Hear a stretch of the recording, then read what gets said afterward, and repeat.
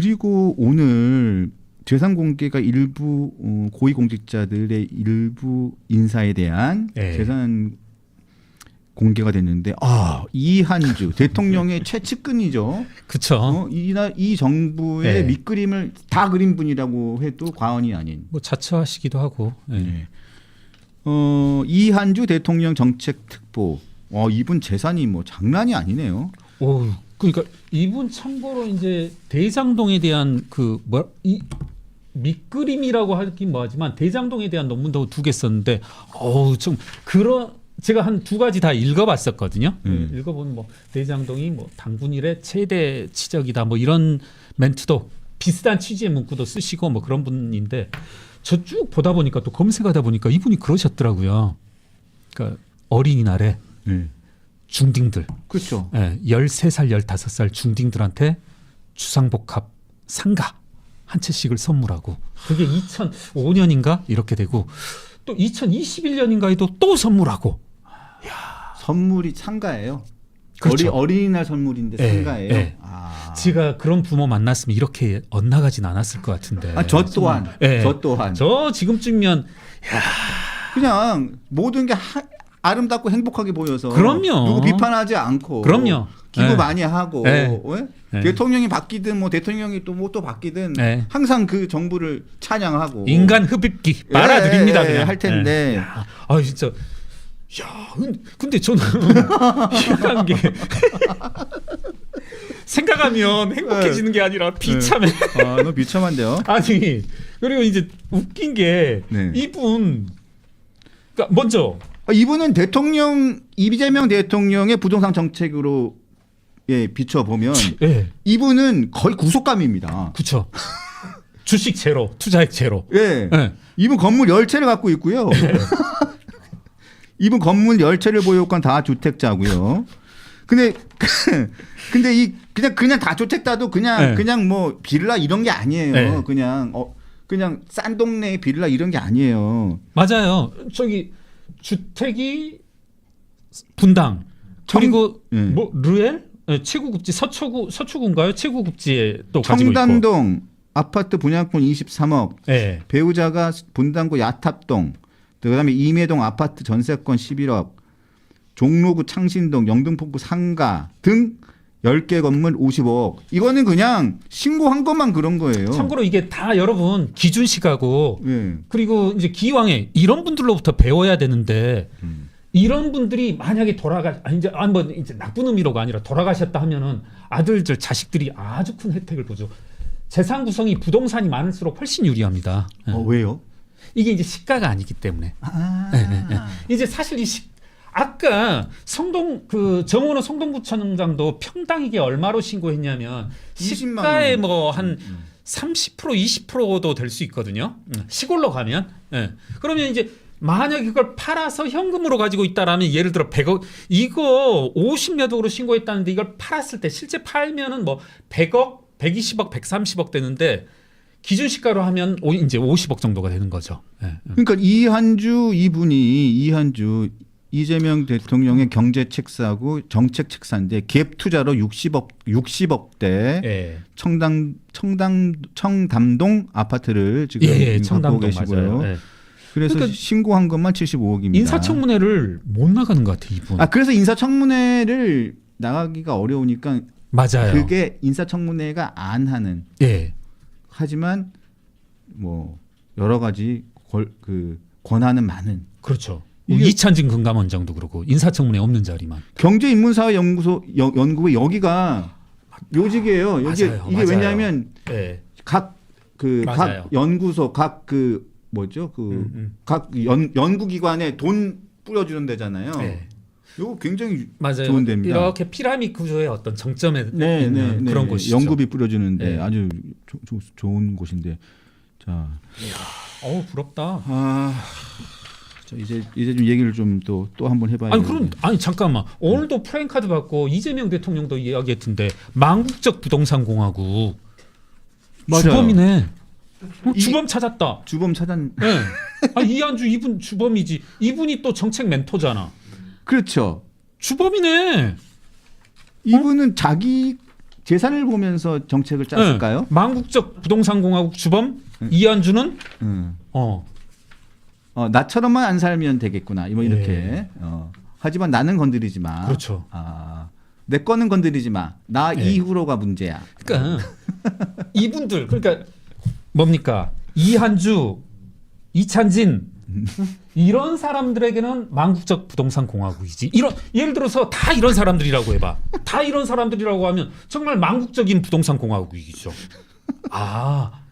대통령께서도 이렇게 보면 이찬진, 이렇게 보면 이한주. 이래서 망국적 부동산 공화국이라고 했나 보다. 제가 좀 왜 전라도 말로 얼척없다, 어처구니 없다고 왜 생각했냐면 얼척 없다는 얘기는 다 씁니다. 그런가요? 네. 정말 얼척없네. 제가 한번 이건 맞을 것 같아요. 그러니까 한번 좀 두서없이 말씀드리자면 항상 두서가 있으십니다. 그런가요? 무슨 말씀을 하셔도 논리가 있으십니다. 이거 한 번만 오다가 심심해서 여기에 오는 버스 안에서 재미나이한테 물어봤어요. 야, 우리나라 주택 매매 개월 건수 좀 연간 쭉 뽑아다오 했더니 2020년도부터 2025년까지는 얘 주장이 그러더라고요. 실제 뽑아진다. 실거래 주택 신고에서 쭉 지금 화면에 나오고 있지만 대략 50만 채 안팎이에요. 50만 건 안팎. 50만 건. 네. 여러분, 그럼 한번 보수적으로, 그러니까 제가 주장하는 바에 불리하게 한번 해볼게요. 50만 건 거래가 있고 곱하기 4를 해볼게요.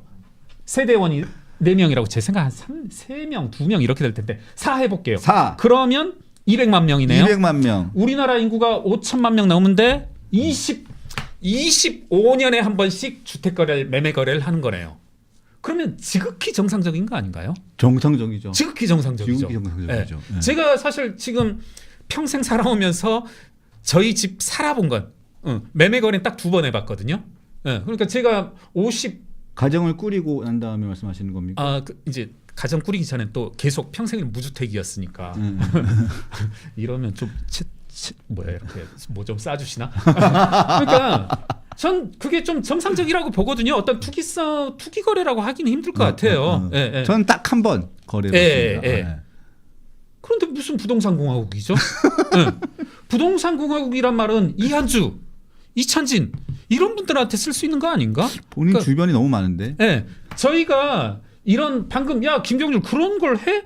많이 해요. 많이 해. 이걸 회전율이라고 하거든요. 매매 거래 건수 그리고 뭐 이렇게 해가지고 회전율이라고 하는데 회계사들이 이제 많이 이제 분석적 검토할 때 쓰는 건데 지금 전 국민이 평균적으로 25년 제가 보수적으로 보니까 25년이지 30년 40년에 한 번씩 집을 사고 팔고 하는데 무슨 부동산 공화국이냐. 제가 이 자리에서 몇 번 말씀드렸지만 제가 막 개업한 2003년 이때는 정말 좀 그 양도세 신고 건수가 많았거든요. 정말로. 요즘은 한 달에 한 건 안 와요. 진짜로. 1년에 두세 번 하거든요. 제가. 그런데 요즘에 모든 뉴스에 집값이 팍 떨어졌다. 강남 용산 뭐 집값이 팍 떨어지고 거래가 거래도 이제 막 확 늘어나기 시작했다고 하면서 나옵니다. 근데 한번 그럴 시간이 되는지 모르겠는데 시간 됩니다. 한번 그거 한번 해볼게요. 제가 좀 시스템적으로 분석을 한번 해보면 여러분 해주세요. 우리나라 아파트에는 등급이 있거든요. 등급. 제가 짧게 할게요. 등급. 이 등급은 그럼 김경률 네가 매긴 등급 아니고 사실상 부동산 세법이 정한 등급이에요. 화면에 나오고 있지만 1등급은 뭐냐면 제가 빅4라고 편의상 지을게요. 지금 조정 대상 지역 쭉 거의 10년 이상 조정 대상 지역으로 찍힌 곳. 강남, 서초, 송파, 용산이고 그다음에 조정 대상 지역 중에 두 번째 작년 말에 지정된 곳이 있습니다. 이곳이 어디냐면 서울시 전 지역 위에 빅4를 제외한 그리고 수원, 성남, 안양, 동안 이런 곳이에요. 김포 빠졌네. 자, 그 다음에 조금 듣기 어떠실지 모르겠지만 제가 4등급, 제가 편의상 4등급이라고 해봤는데 이건 뭐냐면 아까 말했죠. 정부가 일관되게 이곳은 수요가 없는 곳이에요. 수요가. 여러분, 전 사실 이제 고향 해남인데 해남에 가면 빈집들 쑥 가거든요. 그리고 어디를 가든지 빈집들 눈에 띄잖아요. 이처럼 수요가 없는 곳을 정부가 지정을 해서 너희들 이곳에 집을 한 채 사면 너희 이 집은 없는 것. 그러니까 1주택 예외. 예. 서울에 한 채를 가지고 있으면서 너가 해남에 집을 하나 샀다. 해남이라고 하면 뭐 경북 영주에 하나 샀다. 전남 목포에 샀다. 그거 없는 집. 집으로 안 치겠다 그 말이에요. 다주택으로 안 치겠다는 거예요. 예. 그리고 제가 까맣게 칠한 게 뭐냐면 이를 제외한 어떤 일반적인 규제 대상이 되는 집들. 그러니까 여기에 이제 까맣게 칠하는 걸 제가 3등급이라고 하면 여기도 이제 다주택자가 되겠죠. 다주택자가 된다고요? 예. 뭐 이제 김포도요? 김포도 이제 다주택자로 되는데 그렇다고 해서 여기 중간은 안 되는 곳이에요. 그러니까 애매한 곳이에요. 뭐 애매하다기보다 저도 애매해요 사는 네. 게. 얘가. 네. 저도 그러니까 얘 자체가 애매해요. 네. 예. 그러면 돌아가서 여러분 한번 생각을 해봅시다. 제가 4등급으로 한번 나눠봤는데 4등급으로 한번 나눠봤고 특히 4등급은 여러분 정부가 계속 권유하는 것이에요. 매수를 권유하는 것입니다. 네, 매수를 권유하는 곳. 이건 지금 계속 제가 쭉 지켜보면 선거 때마다 넓게 그리고 높게 이때 높게라는 것은 이 기준시가 4억인데 여러분 지방의 기준시가 4억이면 아까 제가 말씀드렸잖아요. 실제 시가로는 한 6억, 7억, 8억까지 되거든요. 그러면 웬만한 주택은 다 살 수 있어요. 이 말한 곳은. 네. 이것을 선거 때마다 넓게 그리고 그 반은 규제선은 이제 높게 하고 있는데 그럼 제가 한번 유형을 나눠봤어요. 이 보유 유형. 그래서 한번 제가 이때는 A, B, C, D라고 네이밍을 해봤는데 아마도 이재명 대통령이 문제 삼는 것은 A 그레이드일 거 A일 거다. A 유형이라고 할게. A 유형일 거고 1등급 내. 이때 1등급은 빅4 내 다주택자인데 빅4죠. 예. 이 사람들은 매도 유인이 있어요. 지금 이때의 매도 유인이라 하면 이재명 대통령께서 야, 너희 5월 9일까지 안 팔면 중과위에 중단하고 82.5% 세율 뚫어 버릴 테다. 이분들은 매도 유인이 있죠. 즉 무슨 말이다? 빅4 서초, 강남, 송파, 용산에 두 채 가지고 있는 사람들은 팔 만한 유인이 있다. 네. 여러분 근데 서초, 강남, 송파, 용산에 두 채 이상 가지고 있는 분 누구 있어요? 이찬진 말고 저 아직까지도 한 명도 못 봤어요. 심지어 이한주도 아니에요. 네, 아니에요. 자 그러면 이제 이 포인트가 뭘 설명을 해주냐면 여러분 한 일주일 전쯤에 화제가 된 뉴스 압구정동에 30억 그 떨어뜨린 급매물이 나왔다. 나왔다. 네. 아마도 실제로 저는 그렇게 생각하거든요. 이 서초 강남 송파에 노인분들 80대 90대 뭐 이상 되는 분들 중에 두 채 세 채 가지고 있는 분들 있을 거다. 있겠죠.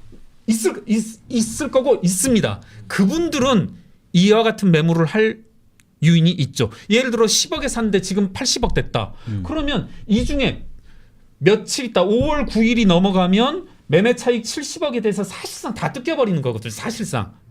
그러느니 지금이라도 10억 매수가 10억 매매가 70억에서 이걸 떨어뜨려서 40억에 팔아서 이익을 보존하는 것이 자기 손에 떨어지는 이익을 보존하는 것이 더 합리적일 수 얼마나 있죠. 됩니까? 그러면 지금 20% 다운이 되는 거니까 아까 제가 82.5%라고 하면은 75% 55% 정도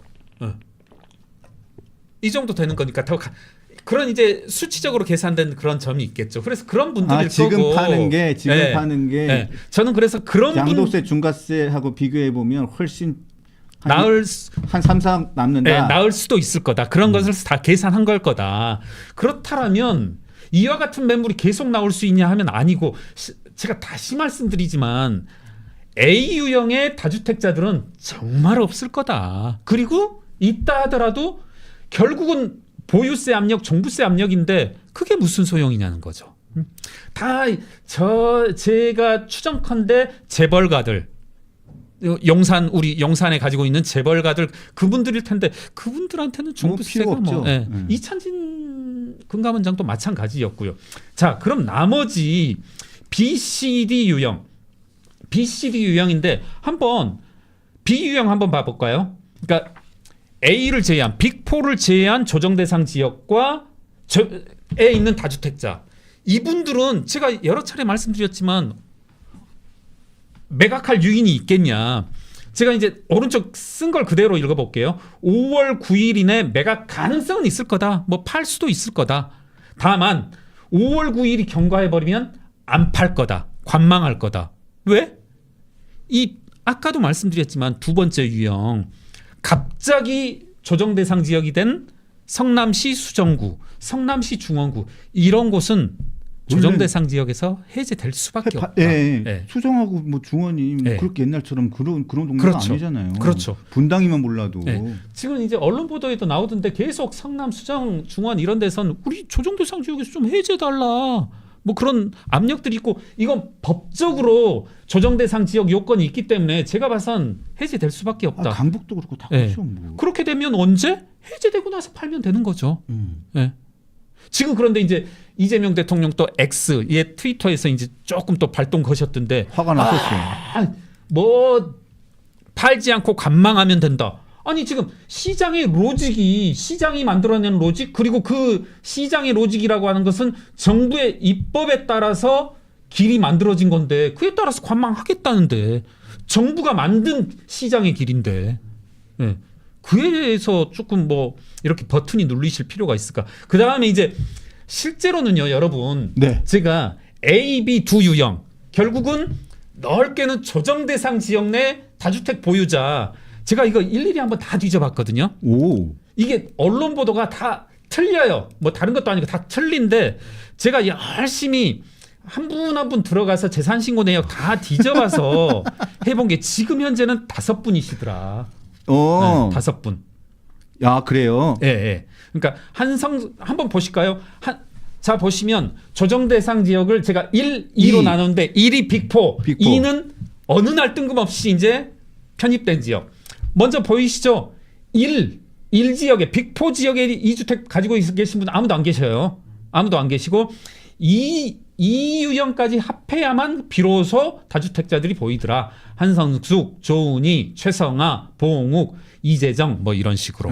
그러면 제가 예를 들어 뭐라고 해볼까요? 봉욱이다. 만약에 막 팔아라 하면은 내지는 지금 어떻게 될 거냐면 성동구 내지는 뭐 조은희 의원도 마찬가지겠네요. 지켜보겠죠. 왜냐하면 은평은 풀릴 거니까. 성동도 풀릴 거니까. 그리고 만약 그래도 팔아라 하면 여러분 어디 팔겠어요? 여러분이라면? 성동 팔고 은평 팔죠. 성동 팔고 은평 팔죠. 누가 여기 강남 서초를 팝니까? 근데 대통령이 오늘 아침에 오늘 새벽에 또 글을 올렸잖아요. 버튼 눌리셨어. 투기용 1주택도 그러니까요. 팔아라. 아니 주택 하나 있는데 그걸 투기고 진짜 거주용이고 그걸 누가 판단합니까? 그럼요. 그걸 누가 판단을 합니까? 그리고 이제 위에 나오잖아요. 나 혼자 집이 한 채가 있는데 이 집이 난 원래 이 집이 한 채밖에 없어요. 근데 이 집이 터가 좋고 하여튼 내가 잘 샀어. 이 자꾸 올라요. 근데 이 집이 자꾸 오른다고 해가지고 이 집이 투기용입니까? 그럼요. 그 여기서 한 30년 40년 살았는데 이 집이 올라서 딴 사람들이 나는 잘 살고 있는데 딴 사람들이 이 아파트 단지를 투기용으로 쓴다고 100번 양보를 하더라도 나는 여기서 잘 살고 있고 나는 여기서 30년을 살았는데 딴 사람들이 투기한다고 해서 나도 투기자는 아니잖아요. 그럼요. 근데 난 잘 살고 나 팔아야 돼요? 그러니까 아니 또 바로 위에 뭐라고 쓰셨냐면 자본시장은 정상화되고 있는데 자본시장 정상화가 현실이 됐다. 현실이 됐고 망국적인 부동산 공화국을 해체 내가 못할 것 같냐. 아니 여러분 한번 제가 고민을 해봤어요. 뭐 회계사로서 넓은 범주로 경제 전문가라고 할 수 있는데 투기 투자 해보면 여러분 뭐 투기라고 하는 것을 사회과학적으로 딱 개념할 수는 없지만 여러분 머릿속으로 한번 투기란 이런 것이다 한번 떠올려 보십시오. 그러면 어떤 개념을 연상하든 어떤 잣대를 재든지 간에 부동산하고 주식 중에 뭐가 더 투기에 가까운지. 주식이죠.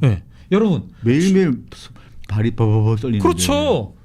여러분 자 부동산이 실거주하냐 아니냐. 그러면 주식은 여러분 경영하려고 사십니까? 아니잖아요. 저 소액주주로 해가지고 한번 사보려고. 아니 여러분 그리고 하다못해 뭐 10주 샀다 1000주 샀다 2000주 샀다 3000주 샀다 여러분 주주권 행사 못합니다. 네. 어떻게 행사하는지도 몰라요. 네, 상장 주식은 1% 이상 6개월 이상 보유해야 돼요. 주주권 행사마저도. 네? 아니 우리나라 주식 매매기 평균 매매 기간 아시잖아요. 우리나라 제가 지금 매매 그 거래 중에 한 99%는 주주권 행사 못 할 걸요? 예. 네. 아니 그럼 뭐가 투기예요? 아니 근데 다 주식으로 가래요. 네. 아, 진짜 불안합니다. 근데 전문가로서 어떻게 생각하십니까?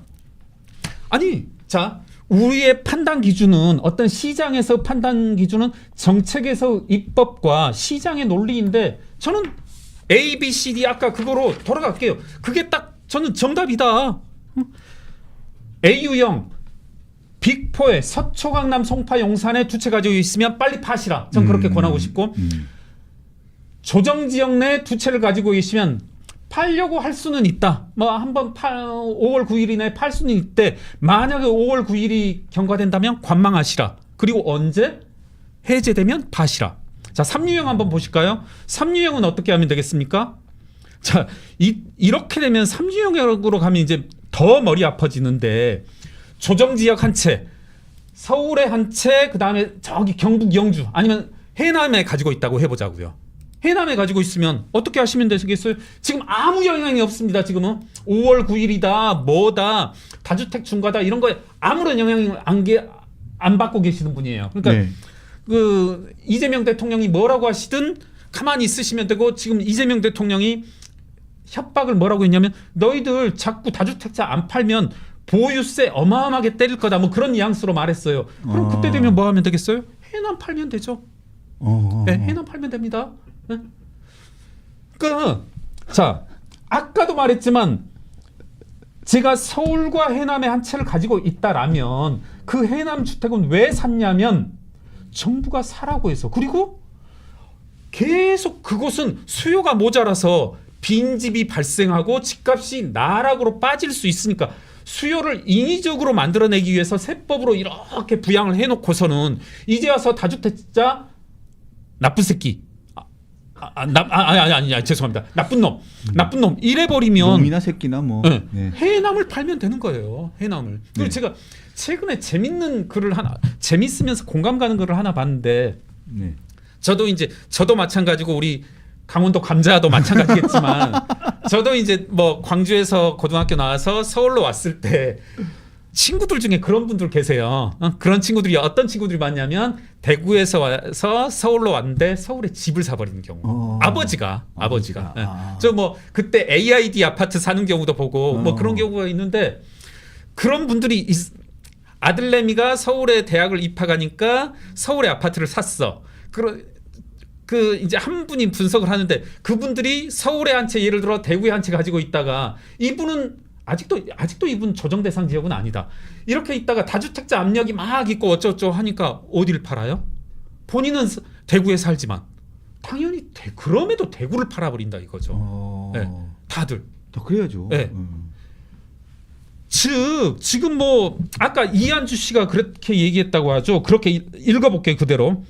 강남 집은 이미 안정된 자산이 아니다. 가격이 많이 올라가 있기 때문에 더 올라간다면 올라가겠지만 떨어진다면 어디까지 떨어질지 모르는 위험한 자산이다. 그럼 본인이 팔면 되겠네요. 네. 이분 본인이 팔면 되겠네. 본인 주장대로라면 본인이 팔면 되고 나쁜 놈이죠 이건. 아까 놈 써도 된다고 하니까 나쁜 놈인 게 여러분 봐요. 다주택자라면 서울 강남의 집은 맨 마지막에 파는 거란 말입니다. 응? 우리 그런 말 하잖아요. 인플레이션이다, 디플레이션이다 오게 되면 누가 제일 고통받아요? 가난한 사람들이 고통 제일 많이 받아요. 가장 그렇죠. 지금 이와 같은 부동산 정책 다주택자 무조건 팔아라 하면 저는 제일 먼저 피해갈 곳은 제일 먼저 집값 떨어질 곳은 퍼센테이지로 하면 지방일 거다. 그래요. 김포도 막 떨어지고요. 예. 예. 여러분 기왕에 뭐 이건 말씀 안 드릴게요. 이것도 오늘 따오려다가 이제 말았는데 MLB팍 뭐 제가 올해 드나드는 곳인데 거기에 재미있는 짤방이 올라왔더라고요. 6,000세대인가 하는 곳인데 서울시 관악구에 제 기억으로 관악구입니다. 6,000세대인가 대단지 규모인데 여기에 매매 전세 매물들이 쭉 나와 있는데 전세 매물이 제로예요. 예. 예. 저는 정말 그게 진짜 왜 이렇게 만드는지 이해가 안 가요. 뭐 이재명 대통령 뭐라고 했었냐면 야 나의 이와 같은 압력으로 인해서 전월세 매물이 사라진다는데 그게 무슨 기적의 논리냐 전세 모르겠어요. 사라지면 진짜 다 진짜 수도권 밖으로 나가야 돼요. 그럼요. 저도 그래서 수도권으로 그러니까 나왔잖아요. 그래요? 그걸 김포로 나왔잖아요. 진짜 불쌍하다. 벌써 아니다. 이러면 또 벌써 10년 됐어요. 김포 10년. 사시는데. 예. 그러니까 제가 잠실에서 15년을 살았는데 잠실에서 너무 전세를 올려달라고 그래가지고 그래서 그리고 이제 제가 이제 시민단체 있었으니까 제가 원래 송파갑 요 동네에서 오래 살았거든요. 좋은 데 사셨구나. 저 인천 계양에 살다가 이렇잖아요. 강남으로. 이렇게 자랑하면 안 되는데. 사적 원한 사는데 이렇게 되면. 자, 이렇게 한 말씀 드리고 싶은 건 그러니까 그 지금 정책 위반자, 부동산 정책 위반자 중에 분명히 그런 흐름도 보여요. 전세는 악이다. 전세는 없어져야 한다. 대단히 기형적인 대한민국에만 있는 유형이다 하는데 그러네요. 저기 보이시네요. 저 3,544세대인데 전세 매물이 0이거든요. 네, 딱 보니까 활자 보니까 네이버인데 네이버라면 이제 상당히 매물들이 객관적인 매물들이 많이 나오는 곳인데 월세 매물도 없고요. 월세도 3건밖에 없어요. 네. 저러면 누가 피해 보냐는 거죠. 소민들이죠. 돈 없는 사람들. 그리고 뭐 전세가 기형적이고 전세액이 없는 것이다. 그럼에도 불구하고 전세라는 형태가 사실 우리 30대 40대라든가 아주 훌륭한 그 수단이 되는 거거든요. 주거 안정에 버티면서 이렇게 좀 또 대출 받고 이렇게 하면서 하는 건데 다 막아놓은 거잖아요. 그럼요. 다 막아놓은 거잖아요. 그래서 저 본인들은 집 다 사가지고 마진도 엄청 보고 난 다음에 떵떵거리고 좋은 지역에서 살고 있으면서 사다리를 완전히 그냥 걷어찬 정도 아니고 사다리를 그냥 다 박살을 내버리는 거지. 그렇죠. 얘들은 계속 거기서 살아 이러면서 우리 애들하고 나는 더 높은 데서 살게 이런 거죠. 나쁜 사람들입니다. 맞아요. 결국 부동산 정책도 이래 놨고 저 지론입니다마는 우리나라 86세대들이 훑고 지나가면 어떻게 되는지 교육, 그 다음에 부동산, 검찰, 사법 쑥대밭을 만들어 놓잖아요, 진짜. 그러니까 저희 세대 진짜 피해입니다. 90학번 세대들 특히 또 앞 세대는 좀 덜해요. 90년대 중반 학번 세대들은 정말 아무 이유도 없이 그냥 당합니다. 그러니까 열이 확 받는데 86세대라는 분들이 뭐 정말 어떻게 보면 혜택 그리고 뭐 이것은 행운이라고도 할 수 있는데 IMF도 피해갔잖아요. 피해갔죠. 야 어떻게 피해가? 여러분 기억해 보시면 아시겠지만 IMF 때 소위 말하는 이제 잘렸다 하시는 분들은 다 50년대생들이에요. 50년대생들이랑 70년대 중반들 채용을 안 해버렸지. 들어가자마자 잘리거나 채용 취소되거나. 86세대들은 그때 저도 그때 86세대니까 이 사람들은 자르지 않죠. 그때가 뭐 30대 초반이니까 그러니까 위에 분들은 잘리고 아래는 안 들어오고 거의 잘리지도 않았어요. IMF도. 그러면서 이분들이 위에가 없으니까 승진 되게 빨라요. 그래서 30년을 해먹더라고요. 사회의 주도층이 되면서 교육 정책 어떻게 했는지 부동산 정책 어떻게 했는지 제가 누누이 말씀드리지만 상속세제도 이제 이분들이 어떻게 할 것만 지켜보면 되는데 저는 지켜보겠다. 진짜 생각해보면 위에가 다 나가니까 86세대 선배들이 보면 위에도 몇 명 없으니까 승진 빠르죠. 맞습니다. 승진 빠르죠. 그러면서 뭐 부장도 기업체에 부장 달아가지고 그냥 바로 승진해가지고 쭉 갑니다. 쭉. 임원도 계속 오래 하고. 실제로 저 예전 다큐에서도 본 것 같은데 58년 개띠라고 해가지고 뭐 이렇게 보면 그분들이 잘리죠. 그분들이 잘렸죠. 40대 중견. 맞습니다. 불쌍한 선배들입니다. 그 선배들은.